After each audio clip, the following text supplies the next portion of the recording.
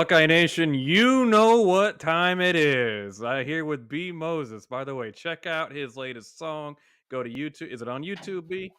Oh yeah, it's on everything. And Spotify, YouTube, everything. Check out B Moses. You know Apple what time Music. it is. Absolutely. You know what? I had a hand in crafting the song with him. That's what made the song great. It was terrible before I got involved. I'm kidding, obviously. And by the way, I am not being held hostage. I'm actually trying something with a ring light here, in case you're wondering. But uh, that being said, the doctor is in. Oh, the OHIO podcast right here. Thanks to Eric and Chris and all their hard work. God bless you guys. We see all you guys store filing in the comment section. We are going to get to you this tonight because we have B Moses here, my brother from another mother, and we got him because we got a hot topic to talk about. We're going to talk about why losing to Michigan is why we're on the run we're on now.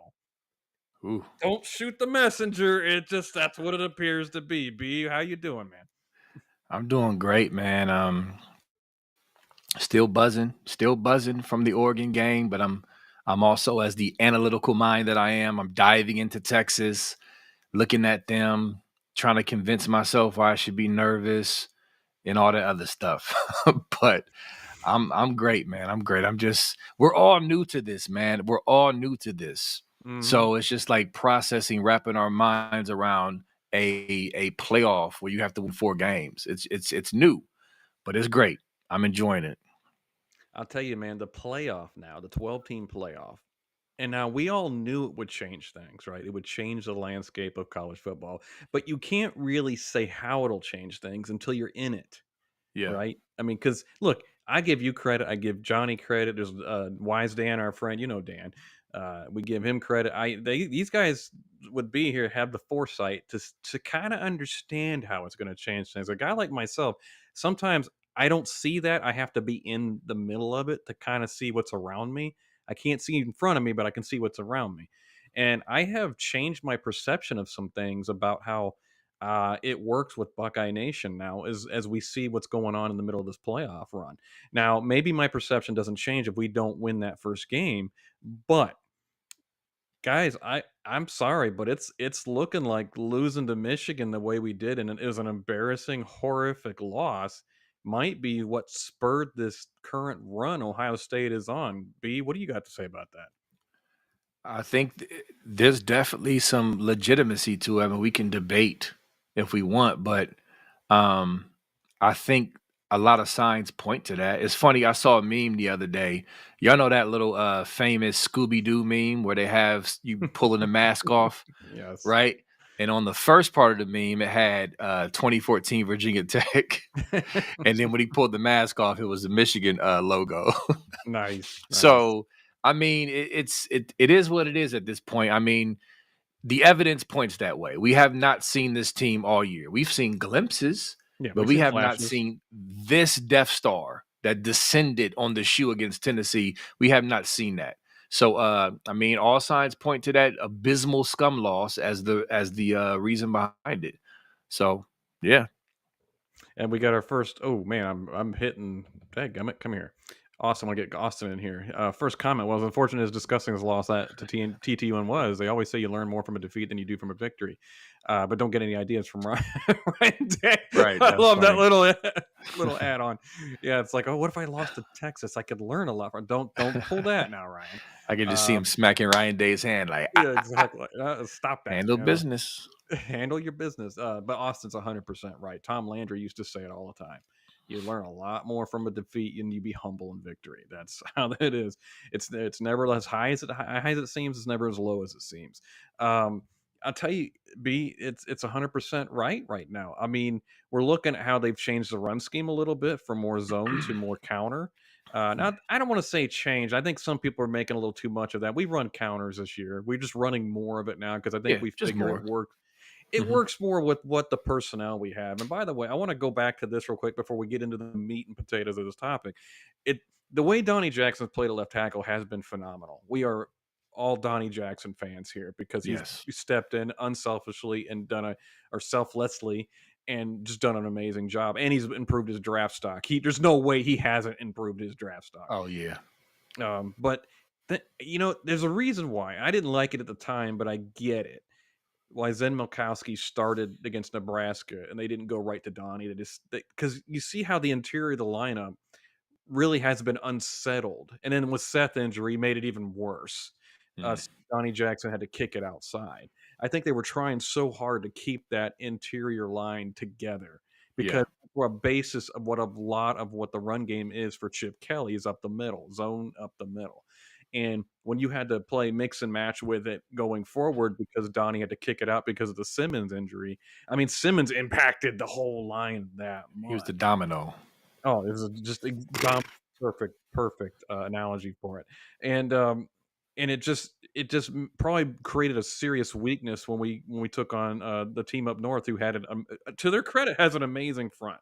They do, on defense, and, Yeah, I'm not talking about I'm not banging the old drum of, "Oh, we just ran up the middle every time." I agree with B, that's not totally true.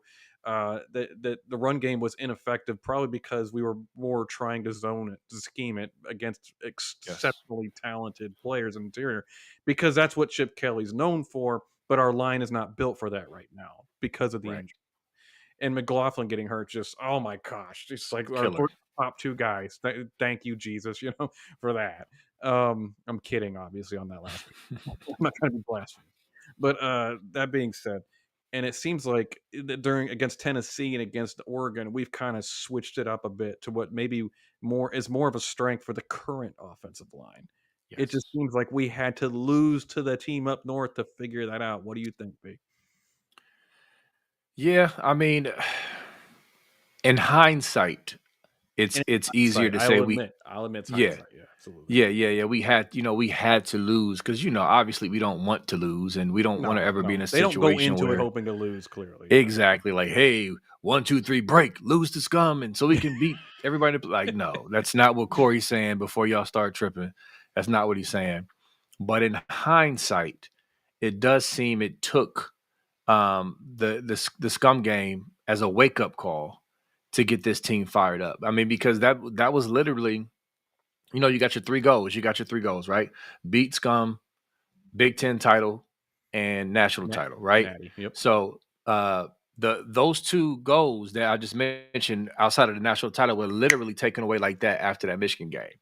So Mhm. you are literally backs against the wall, do or die, now or never, whatever other cliche or not, example you want to use.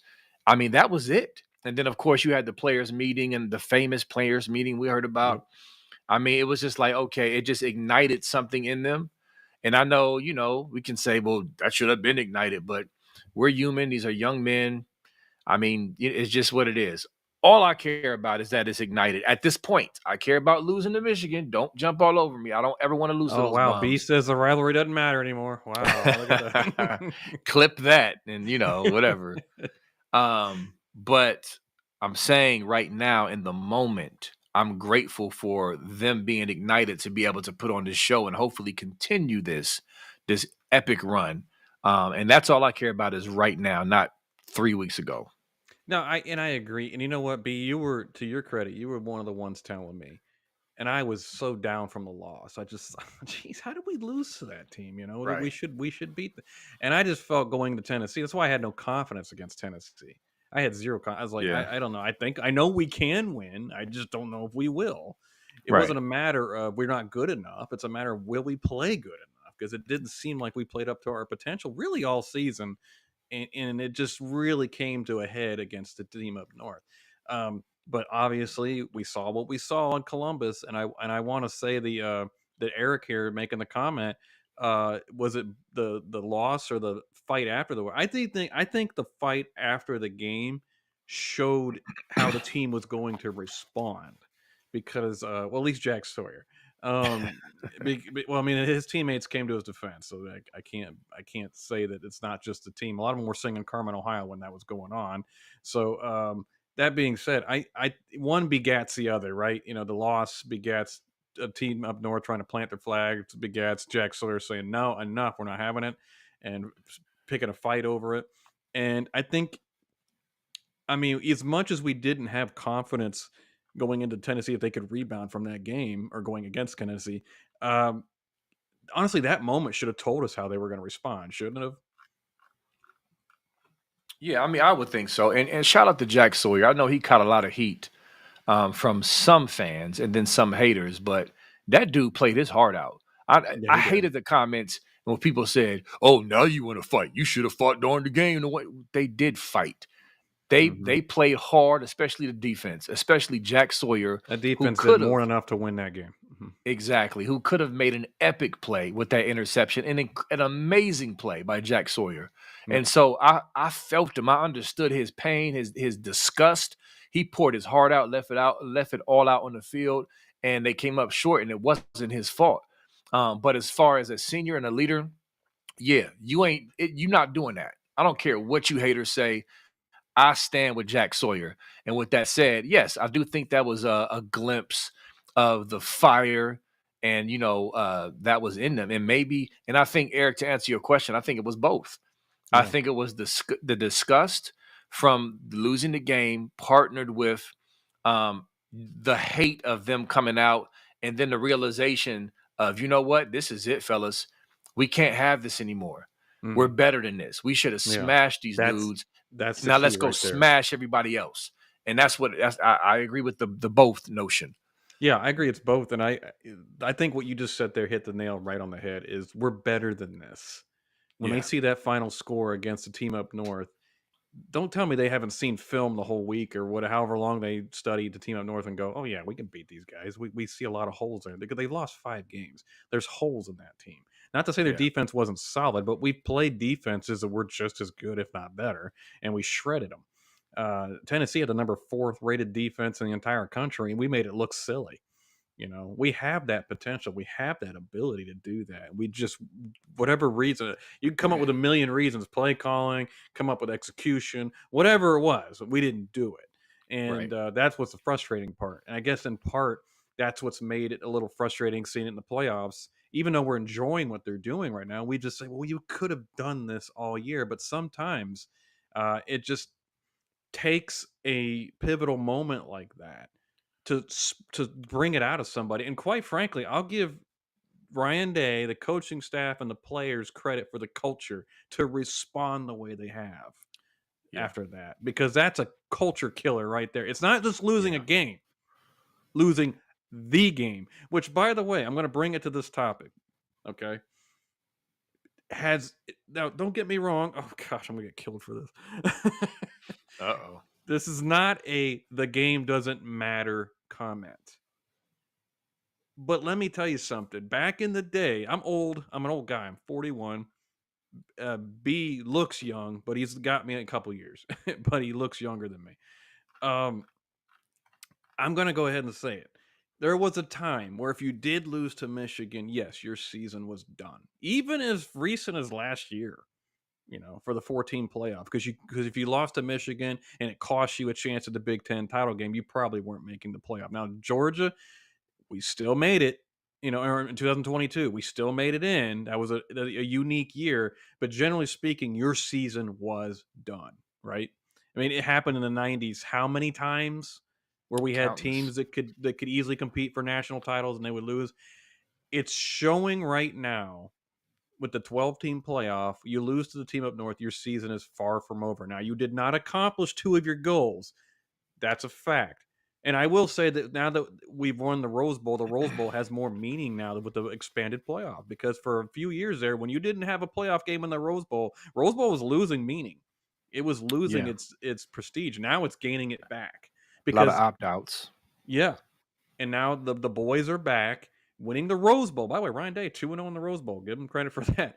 Uh, he's Yeah. I mean one was against Utah, I get it, but he just beat the number one team in the country in Pasadena on the West Coast. And the boys are now going to get rings. They're going to get a trophy. So they got something out of the season, but the job's not finished. That's Right. also what I'm happy about. But again, it's making the game itself kind of like, gosh, I want to win this game because it's the rival, but your season doesn't depend on it anymore. I'm sorry, don't kill me, It's the facts. but it does kill some of your goals. Don't get me wrong. You can't, it's extremely hard to win the Big Ten if you don't win that game. Extremely hard. It has to be special circumstances where other teams have multiple losses, but and that's not going to happen all the time with Oregon and Penn State and Michigan as well in the conference. But am I wrong? Am I wrong? No, you're not wrong. And real quick, Jar O Happiness. First of all, that Trump pick with the gold fronts is hilarious.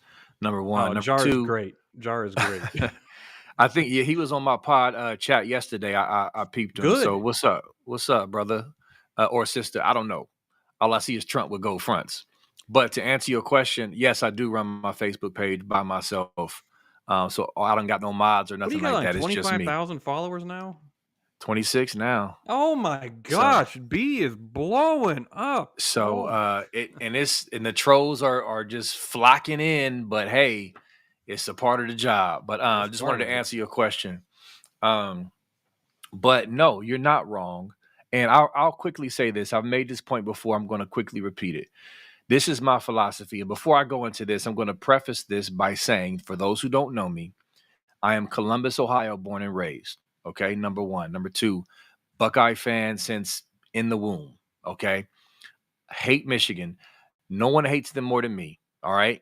So I'm just giving y'all the stats, you know what I'm saying, in the background before I go into what I'm going to say.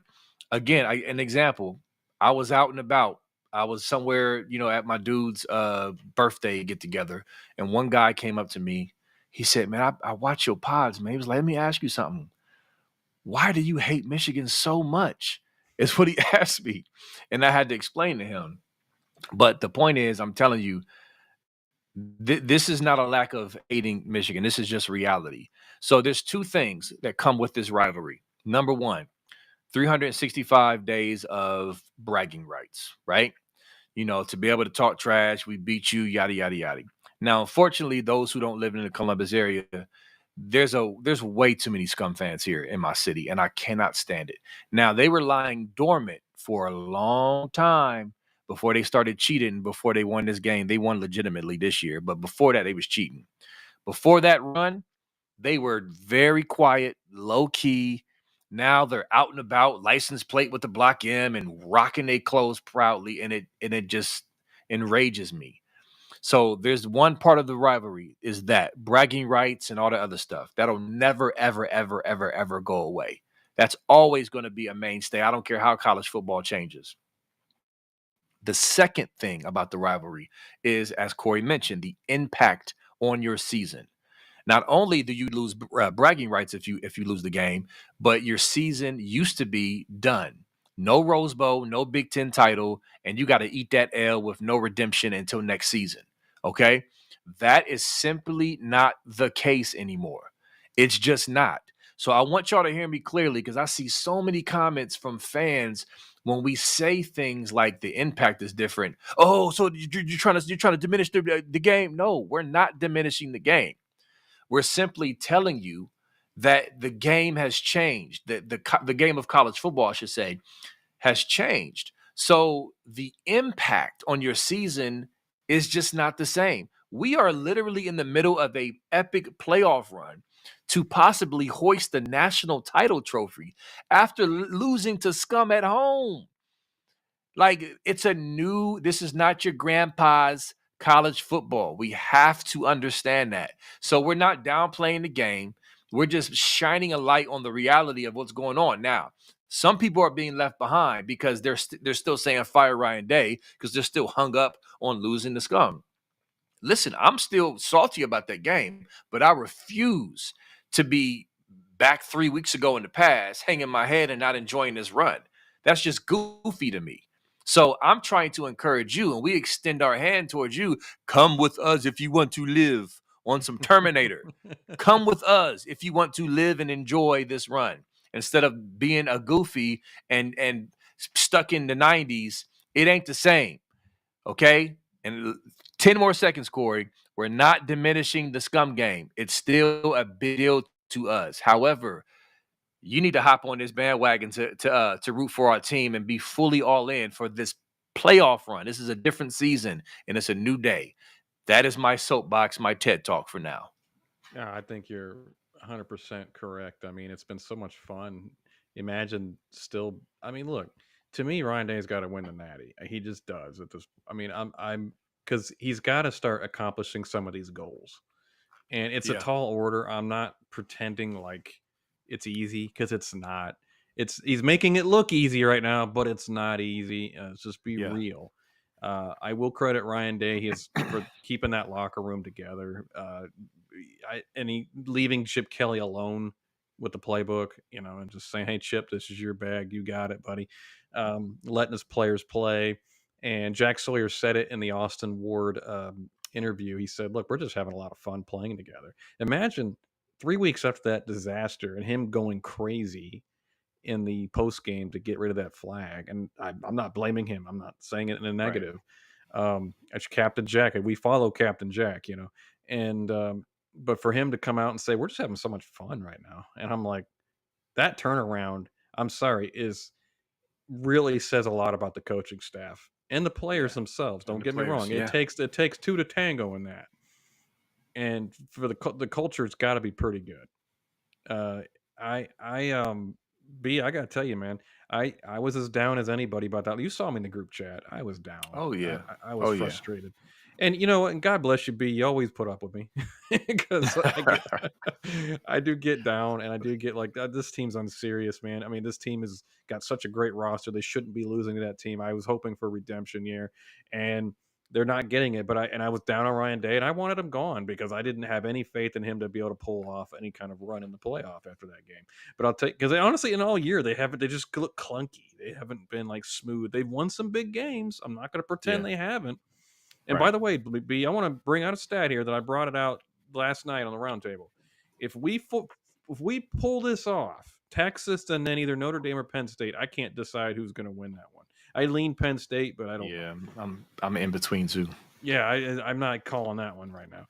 Got to be a good game Thursday though. Uh, I'll say this: if he pulls it off, then he's six. Ryan Day would be 6-1 against top 10 teams this season, not career. That's insane, by the way. This season, and he would have avenged the one loss.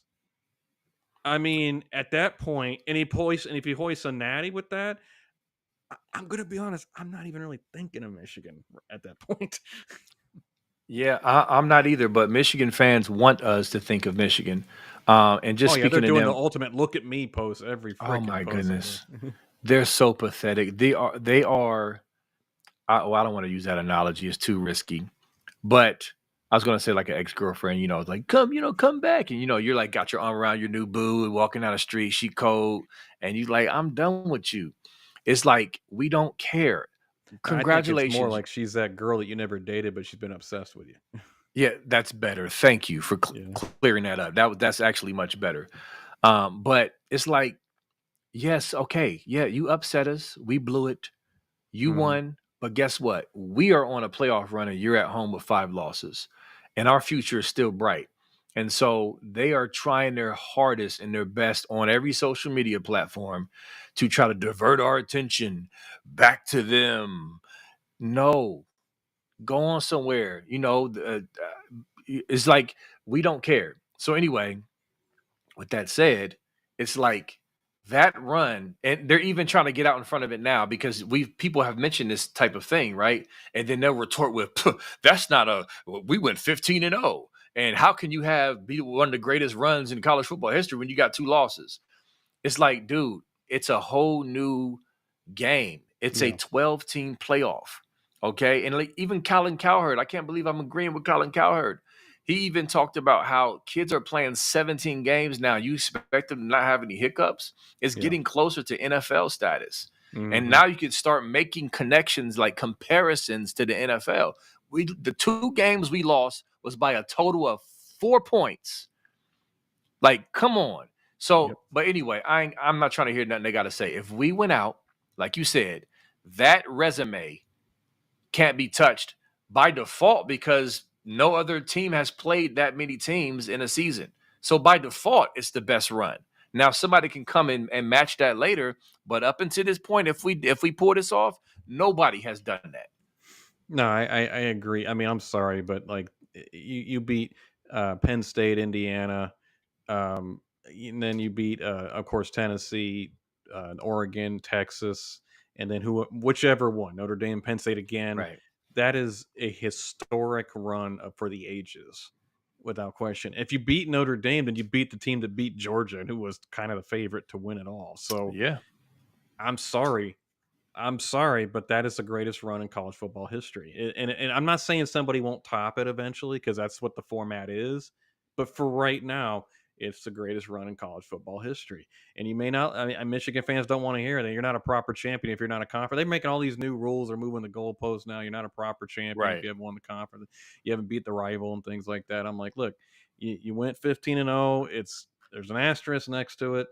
I don't know what impact Connor had on that stuff, but fine. You want it, you can have it, you take it. But at the same time, if you're trying everything you can to say this title would be a joke, I'm like, no, it's the toughest title literally ever to get, ever in college football history. There's never been a title more difficult. I'm sorry, before the BCS era, and I've said this before on this program, I hated the way they picked titles. I hated it. Yeah. Yeah. This like if you're an out, you win the bowl game, you're an outstanding team, and then a news organization says, yeah, we think they're the best. Oh, look, we're Right. national champions. I hate that. That was the worst Yeah. system known to I mankind. agree. BCS was flawed majorly, but is much better than that. Mm.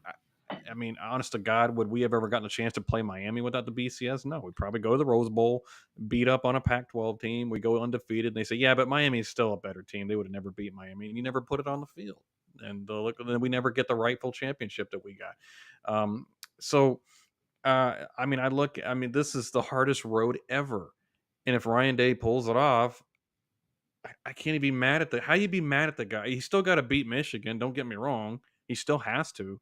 But how do you be mad at the guy anymore? It's like, wow, you just pulled off 6-1 against top 10 teams and hoisted a Natty and a Rose Bowl and a Cotton Bowl trophy and whichever what's the last one in Atlanta? Is it the Sugar Bowl or Not the peach sugar. Yeah, sugar. Sugar Bowl? I think. I mean, he hoists all those trophies, get rings for all those bowl games, and he hoists a Natty. I mean, come on, he's got hardware coming out the wazoo at that point. Well, a couple of things. I don't. Am I able to address Thomas's question? I can try to Yeah, quickly hit on that. absolutely. I'm gonna hit on that in a second, Thomas. I'm glad you brought that up. Let me try But to real find it real quick, quick. yeah, Thomas J 84. Any Looks word on like the a social security NCAA? number. Is that one they're talking about? Yeah. All right, I'll post it up here. But oh yeah, I was gonna say real quickly about people. You said, how can you hate the guy? Listen, I had a person. I'll say a person that I spoke to a couple of days ago, and we were talking about the game against Oregon. Buckeye fan. And then it pivoted to, he was like, man, I'm torn because if he keeps winning, that means he'll have to stay and won't get fired. So you still got people doing that, Corey. Like those out there are still fans out there. It's just not going to be good enough. And to me, I understand the Michigan thing is huge. It's huge for me. But we got to have some better perspective and logic, y'all. We got to do better. We just got to do better. So that's all I'll say about that. But so real quick, Thomas, about the NCAA, because here's the other thing, and I talked about this on my pod yesterday with Funky Buckeye Scoop, is that people have been rocked to sleep with the fact that there hasn't been any updates yet with the NCAA. Remember Arizona State. Remember Herm Edwards cheated and they got popped a few months ago. Sanctions finally came down after like 3 years.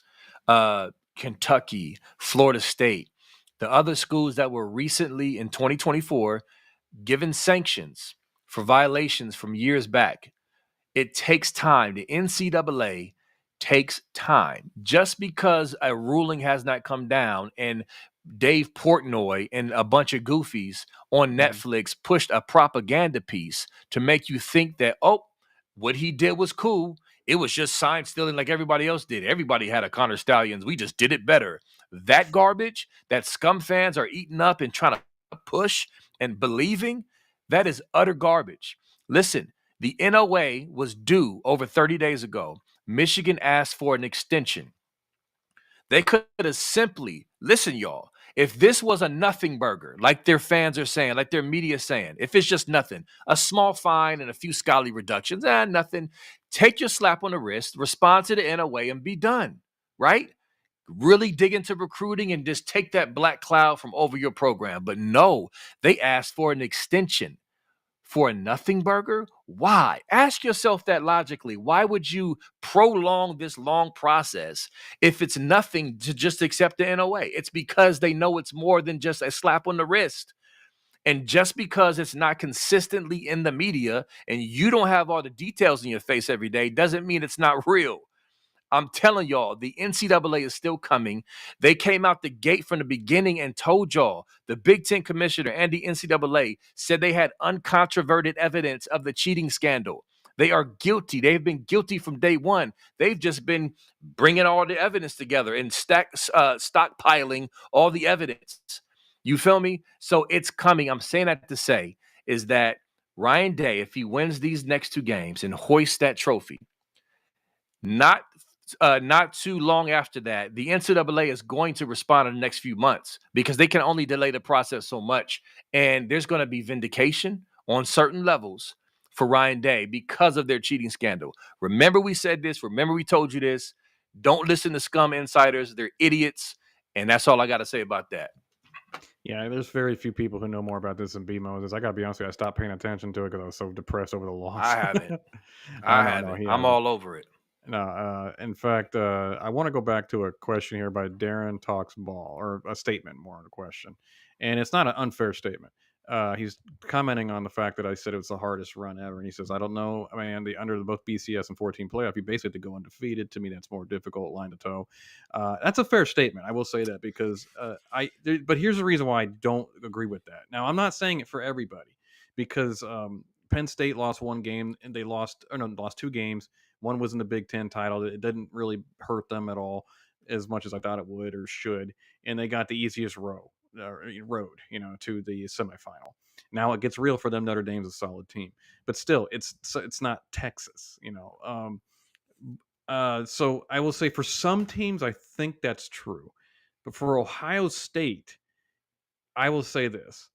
This is why I don't agree with this totally. Is because yes, Ohio State is able to get in the playoff without being undefeated and without a Big Ten title, and in the past you couldn't do that. That being said, now they have to face down 4 top 10 teams in a row, and 3 of them on neutral sites. Almost not even neutral. I mean, one's in Texas, and it would be. Now Georgia would have been in Atlanta, but it's not going to be Georgia anymore. So that being said, that's why I say for Ohio State, it won't be true for every team, but I say for Ohio State this year, this will be the toughest time to ever win a national. I'm sorry, going through for all the talk. This is what the reality is for what SEC fans think their schedule is every year. This is what it actually is for Ohio State. Right. I mean, they say they're Murderers Row every week. Like, this is Murderers Row every week. This is crazy. The idea of playing Tennessee, Oregon, Texas, and then Notre Dame or Penn State 4 in a row is ridiculous, and it could have been Georgia. That's why I say toughest road ever for a championship, especially coming after a loss when the whole fan base wanted the guy fired. So, anyway, I'll give you this too. Oh shoot, here's Tim Mays. That's a good name, Tim Mays laugh. I would never. Anybody's rooting for the team to lose just so Ryan Day gets fired is ridiculous. I'll absolutely that I never went there. I wanted them to win every game. I never went to that level. That's felony level fandom right there. Yeah, that's felony level. That's insane. Yeah, exactly. I do want to go to Darren Ball. Or I'm sorry, yeah, Darren Talks Ball. Another good comment. I was going to respond to this too. Yeah, this is you. This is all you, B. Yeah, but real quick, I do agree with Cory because real quick about the BCS era. To me, the reason why this is more of a challenging run is because you could dial up a bad schedule, and beat a couple of hard opponents in your conference schedule and go undefeated, and just play one team and play well at night, as opposed to have to come to play 4 weeks straight. So I hear you, Darren. But to me, right now, maybe I'm a prisoner of the moment, but this just seems on paper, just looking at it and living through it, and then living through the BCS era, I think this is tougher. But so let me address this. Darren Talks Ball. So here's the thing with the NOA, there's certain people who receive the NOA. Okay. Officials at Michigan, the people implemented, as far as who are being charged. Connor Stallions received one. So basically everyone knows who received the NOA. And so if it does get leaked, then they'll know who leaked it. The Michigan administration is being super tight-lipped about this because they don't want anybody, they haven't wanted anybody to see what the contents of the NOA up until this point. First of all, they were delusional enough to think they had another shot at the playoffs, number one. Number two, recruiting. And then just, distractions from the team, all the other stuff. It's going to leak soon because of the, what is it called? The FOIA. What is it called when you file to get public records? That is going to actually, I forget what somebody could put it in the chat, where the journalists, they file to get certain documents, public records. That is eventually, very soon, going to be granted. So I'm telling you, Darren, it's not that simple. Like, they've been very, very tight-lipped and careful about this. And again, remember, when the NOA first came back and we knew it came back, yes, there you go, Troy. Did I say FOIA? Yeah, you did, actually. You did. I was right. Okay, I thought I was just pulling something out my crack. I was right. But anyway, remember it's a family show. Well, oh, my bad. We don't need to see your crack. I'm just saying. remember when who's the AD for Scum? Ward Manuel. Yeah. Remember when he first got the NOA? He was so humble and so just like, man, we gotta do the right thing. I mean, they know. I'm telling you. What did you say? I heard the very fact that they were being investigated would affect recruiting hasn't happened yet. But Darren, you got to think about it. Out of sight, out of mind. Yes, they were being investigated, and it was really popping months ago, almost a year ago. Real quick, B. I mean, they could easily be lying to recruits. I mean, about the impact of it. For sure. Because all they got to say is, we don't. I mean, everything's fine. Oh, it's all fine. We're good. Yeah. Exactly. No, but again, and it's been months, and they're not heavy in the news like they were, so they can just plausible deniability. You know what I'm saying? Like, so again, it first happened months ago. So it's like they can just easily say, we're going to be fine, but they're not fine. But anyway, y'all believe what y'all won't believe. Yeah, we'll see what happens with it. I don't have an opinion anymore. I just I've been wrong so many times on this. I mean, he says it's not out of sight, out of mind for recruits. I disagree. The money talks. But why? Why would you say that?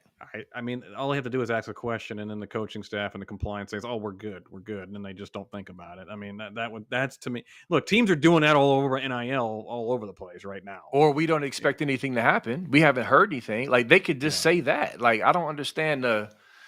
Okay, you got it. And Buck makes a great point here. Is if it was something just like a scholarship ban and bowl, and why wouldn't they just take the bowl ban right now? And self-impose it and get. I mean, was the ReliaQuest Bowl that big a deal to them? I mean, right. So, I mean, why drag this out? Especially if next year they have potential to be in the playoff. I mean, they wouldn't want to drag it out. So they just want to get it over with right now, in my opinion. But I agree with the logic there. B. We'll just see what happens. I have no faith in NCAA. That's my only problem. But we'll see what happens. I hope it does, because I think what they did was pretty egregious. But that being said. I actually, if they get a slap on the wrist, I say we get our own Connor Stallions.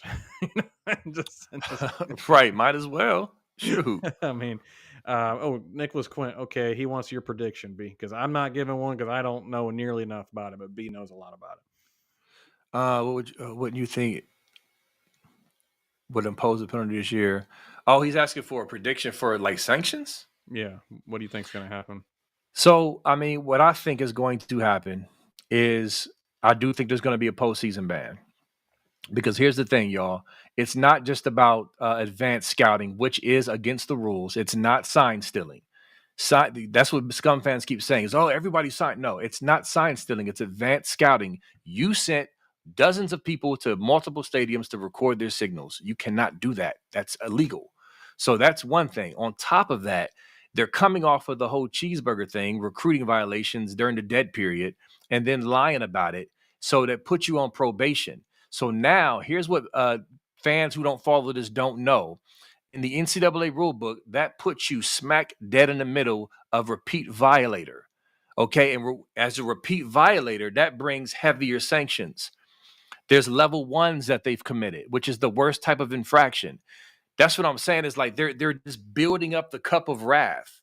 So I think there's going to be bowl bans. I do, regardless of what people say, I do believe there's going to be vacated wins. Because if you think about it, what they did is at the heart of the integrity of the game. And remember, the first release that we got from the Big Ten NCAA collaboration when they first came out with the sanctions, and they told Michigan State they didn't have to play that week against Michigan. That's how serious it was. They mention integrity of the game in the description. Nothing cuts at the heart more of the integrity of the game than what they did to alter the outcome of the game, knowing what play is coming. So I do believe there's going to be some wins vacated. And as far as the national title, I understand the CFP controls that, but the Big Ten, this is what I predict. And Nevada Buck has went into detail about this. He has real connections, especially in NCAA and stuff like that. But even without Nevada Buck, just logic and knowing the system will tell you this. The CFP is made up of ADs, ex-coaches, ex-players who understand the integrity of the game. They have the power to strip a title. If the NCAA comes out and says we don't recognize any of these wins because they were cheating, then I believe the Big Ten will follow suit and tear those Big Ten banners down, and the CFP will be, it'll be crazy for them to not follow suit and then say, hey, if the NCAA doesn't recognize their wins because they were caught cheating and there's evidence of it, then we're not going to allow them to keep this title. You can't. So I think it's going to be a domino effect once the NCAA makes their final ruling. It'll be interesting. It'll be interesting. It's Yeah. gonna be great off-season podcasting, is all I can say. Oh yeah. Oh yeah, for 'Cause sure. it'll happen after everything's done. There's no way it's gonna Mhm. happen right now. I agree. I think the NCAA, CFP, everybody wants to focus solely on the college football playoff at the moment.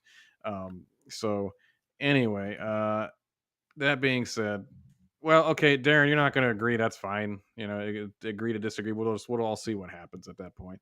Um, I mean, B Bones is his on Buckeye Scoop. He knows these cats, behind the scenes as well as on the boards and things like that. So that's why I Believe defer to what you him. want to believe. Yeah, Time will tell, Darren. I I I mean, I, I defer to B on this. I don't know. I just don't have enough information. I'm still salty we lost to him this year. So, um, but that being said, it's being salty to losing them this year as we go back to what we were talking about. Is we're realizing further and further that game has less impact on the outcome of your season, but it does obviously. It does say one of your goals is not accomplished when you don't beat them.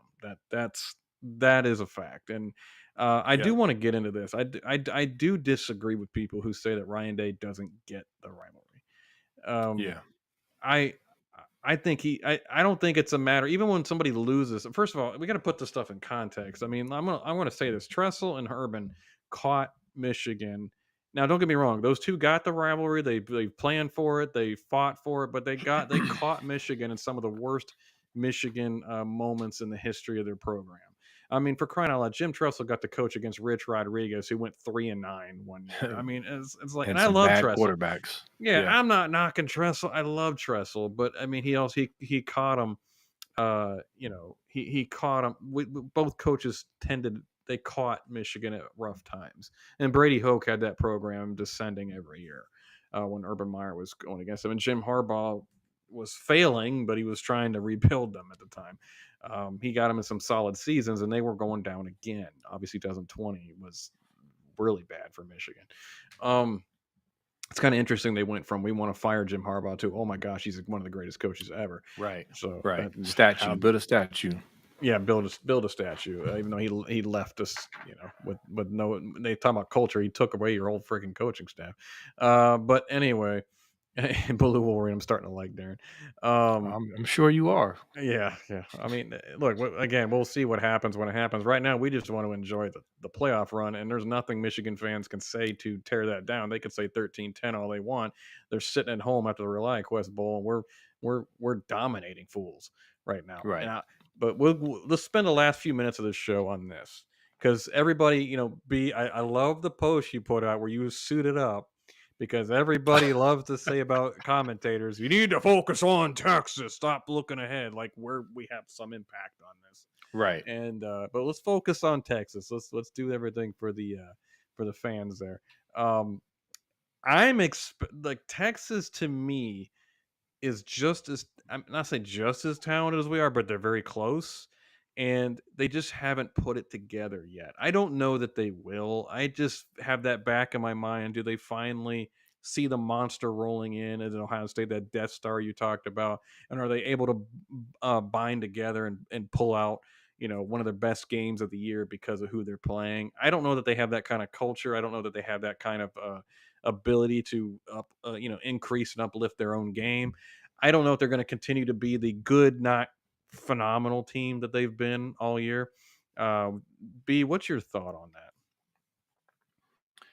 I mean, I guess there's always that possibility. I mean, but just watching them throughout the year, the inconsistencies, and the best team that they played, they lost to twice.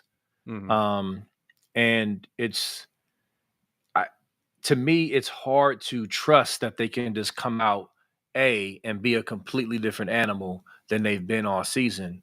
Um, but also on the flip side, against a team who is on fire and has been ignited with passion and the brotherhood and title run, and this is it, backs against the wall. You're trying to flip a switch that we haven't seen all year against a buzzsaw right now. Hmm. Like that's a high hill to climb. You know what I'm saying? It is. So I just, and again, I've been trying to convince myself watching Texas, like, okay, man, like, why I should be nervous. And I'm not saying I'm not concerned. Texas is a good team and we have to come to play. But I'm just, the more I watch Texas, the more confident I'm getting. And Okay. I'm trying within myself to have something to point to, like, dang, you know what I'm saying? It's just, I guess it's a combination of my confidence in how our Buckeyes are playing right now and the inconsistencies of Texas. Like, you can't run the ball for 53 yards against Arizona State, and then repeat that performance and expect to beat Ohio State right now. You That know game what I'm beat saying? them It's up a just, little bit too. yeah, they're beat up. I mean, that was an overtime game. I mean, it's just, Double overtime, I again, this think. is, Yeah. yeah, this is college football and all that, and I get that. But if our boys come to play, it's a wrap for them. It's a wrap for any team left, and it's just what it is. So basically, it's if we come to play, it doesn't matter who's It lining up doesn't across. matter. Yeah. That's just how good this team is playing right now on both sides of the ball. Even special teams is playing better. Yeah, I wish we can't do anything about the punter. He is what he is, but he did okay against Oregon. I wish I miss. I'm selfish. I miss the days of Andy Groom and Cam Johnston and guys like that who could just kill the ball and put the flip the Oh yeah, I field. miss Cam Johnston. Oh yeah, the dude was in the NFL forever for crying out loud. But Jay Fielding made a couple of good field goals against. Oh, that's good. That's a good call, Bootzilla. Texas played overtime in 2 of the last 3 games. That's actually a good call. Oh That's yeah, a lot of snaps and a lot of snaps against physical football teams. Arizona State, I give them credit. They're a physical football team, and Kenny Dillingham's got that program on the rise. Um, and by the way, I didn't know that Dillingham was on Mike Norvell's staff at Memphis. I did not know that. oh yeah, yeah. I didn't know that to the PFF video. Yeah, exactly. What's Lacey talking about? What comment did Ewers make? I the only comment I saw was he actually liked. He still has special relationships at Ohio State and doesn't regret what he did. He just wanted to be closer to home, and he felt like Hmm. Ohio State was just developing quarterbacks, so he wanted to go there first. And because a lot of people say he just went there so he can get the NIL money because Texas at the time I think didn't allow that. But honestly, to me, Ewers is a nice player, but he's not generational like everybody kind I of agree. predicted he would be. Yeah, Not a terrible quarterback by any means, but he's not phenomenal. He's definitely not better college than Will Howard. So, um, I mean I've seen Ewers look good. I've seen Ewers look very mediocre. What concerns me a little bit is if Ewers struggles, if they go to Arch Manning right away, how do you prepare for that? Because I mean that could throw our defense for a loop a little bit. But I definitely think Knowles is capable of recovering in those situations. But I could see definitely a quick touchdown or something like that if Manning comes in. But I don't know. I mean, Sarkisian's a good coach and he's sneaky, and yeah, he's got something up his sleeve. Typically, we'll see what happens there. But I'll tell you. That's funny that Bootzilla says looks like Ewers has no zip in his passes. He must be still injured because I'll tell you, coming out of high school, that dude had a cannon, a yeah. You did. freaking cannon. And by the way, real quick, who saw the video of Tavian St. Clair throwing passes in the practice today for Ohio State? I got it queued up. I didn't get a chance to watch it yet. I got it queued up right before we went live, so I got Yeah, to he check threw it a out. pass to Bo Jackson, running back, and Yeah, I saw the caption. yeah, where Crazy. Locke got on Bo Jackson. I didn't think it was a great throw, but the thing about Tavian has an NFL arm right now, Yeah, so that's the kick. he's the He future. he's the few, yeah, and he's so big too, dude. He stood there. I thought that was a guy who was a junior or something. Like, who the heck He is looks that like guy? Terrell Pryor, He like does. He's already. huge. Yeah. Yeah, I mean, can't run like Terrell, but he could throw better than right. Terrell. And So, what's up, Bootzilla? I see you said what's up, man. What's up, brother? yeah, absolutely, man. You could to get your highs into B Moses. He's getting famous. He's going to be passing us all around too. So, and by the way, check out his song. You know what time it is, on Spotify, YouTube, whatever. B Moses. So go check that out. But anyway, as far as yeah, Bo Jackson showed up and Sam William Dixon said, "I'm out." um, you know what? I think you know Coach Locke didn't recruit him, so something tells me Coach Locke's just trying to get his guys in there and say, like, man, Sean, you're not really fitting my style, and let's look for a better fit for you. I wish he'd stay throughout the title, but he says he's not going to stick with the team. So okay, well, good best of luck Yeah. to you, of course. Right. It's going to be People's Show next year, so with Donaldson from West Virginia. But anyway, that being said, yeah, I'll tell you. As far as going back to Texas, sorry, I got way off track. Getting back to Texas here, what's scared? They got an NFL style offensive line. They got a really good offensive line, and it's going to be the best offensive line we faced all playoffs so far. Now, Jack and JT are playing at an NFL level right now, and Tyleik Yeah. Williams is at an NFL level right now. That's a big matchup for me. Is their offensive line versus what our defensive line is doing right now?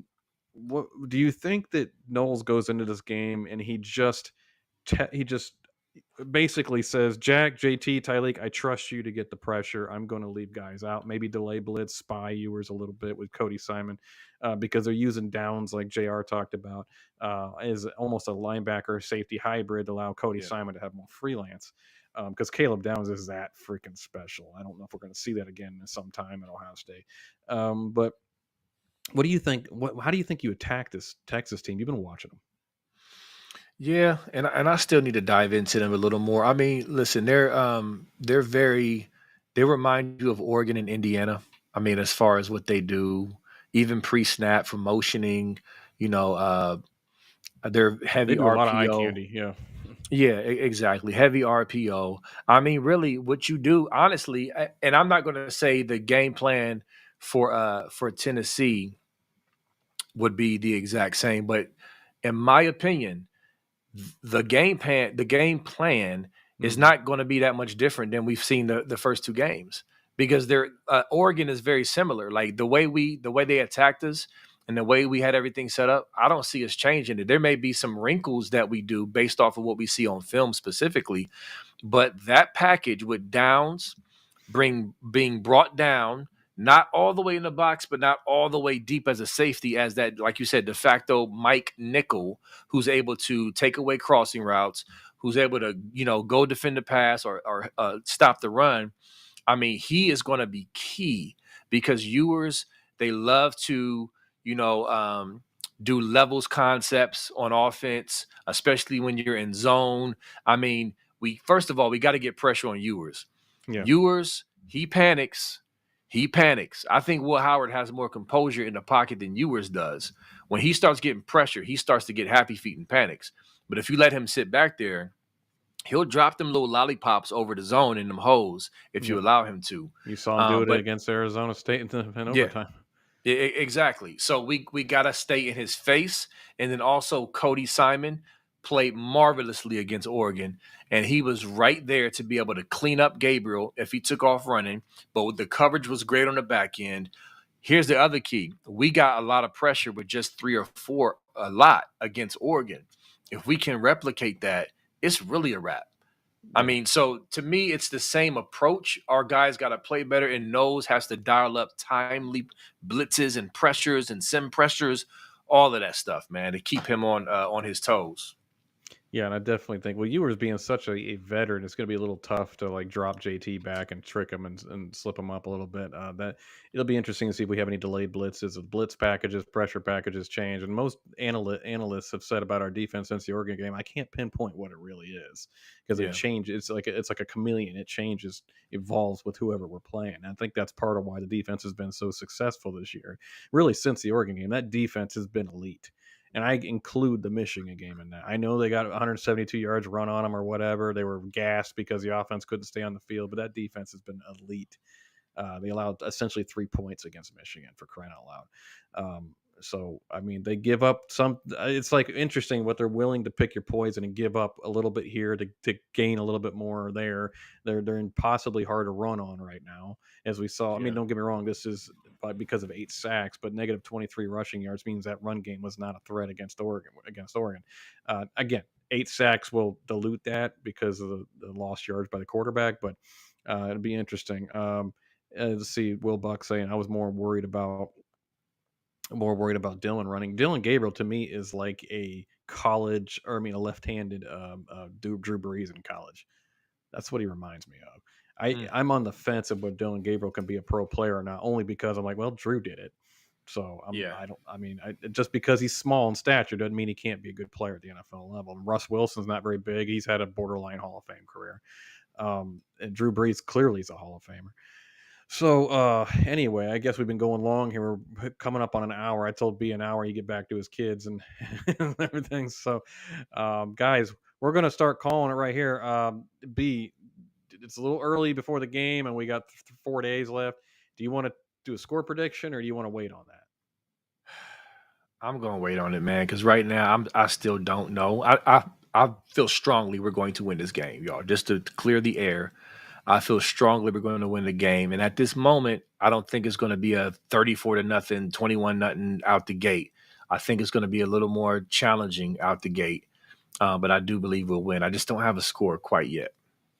Yeah, I agree. I'm confident we're going to win. I just don't know yet how I feel. I mean, I see some in the chat saying 14 or more, and I'm like, I wish I were there yet. Right now, I might get there, but I'm I not can there see that yet. late, Cheryl. I can see that late, pulling Yeah. away late. So, anyway, B, tell them where they can find you, brother. Buckeye Sports Talk with B Moses on Facebook. If you're on Facebook, come follow me. I pump out a lot of content all day, every day. Instagram, same handle, B Moses 30 on Twitter. And then also you can find me on Buckeye Scoop. I have a podcast. I go live at every Sunday at 6 p.m. Eastern with my brother Funky Buck. So yeah, that's where you can find me.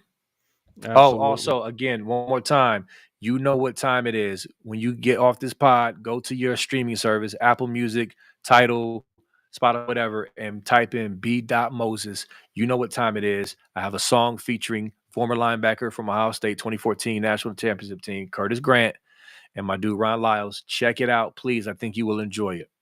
You guys have got to see it. It's amazing. Again, I helped And that Cory make helped me. that. If you thinking rap, you're thinking 41-year-old white dude. That's what you're thinking. So anyway, B Rabbit, C Rabbit, then C Rabbit. I'm C Rabbit. That's exactly. You don't ever want to hear me get. That'll ruin the whole genre. But anyway, guys, we appreciate you as always for dropping in the chat. Chat's been on fire tonight, as it always is. You guys, Eric brags on you guys all the time, and he's 100% accurate. B, thank you for coming on, man. I'll tell you one thing: My pleasure. what you add to a show is I can't put in words, man.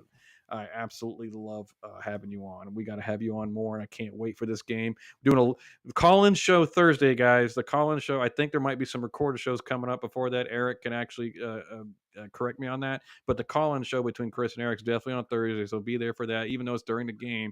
And then we got the live watch party Friday night for sure.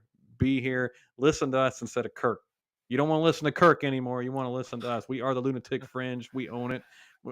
God bless you guys as always. Thank you guys for tuning in. We will see you next time. As always, OH. Ayo, let's go. Let's go, Bucks.